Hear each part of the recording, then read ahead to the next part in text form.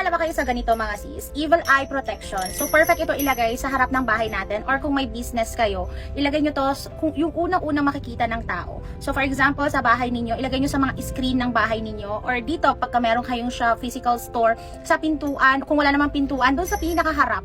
Maganda dito kasi may bells na siya. Kini-cleanse niya yung mga bad elements sa inyong tahanan o di kaya sa inyong shop.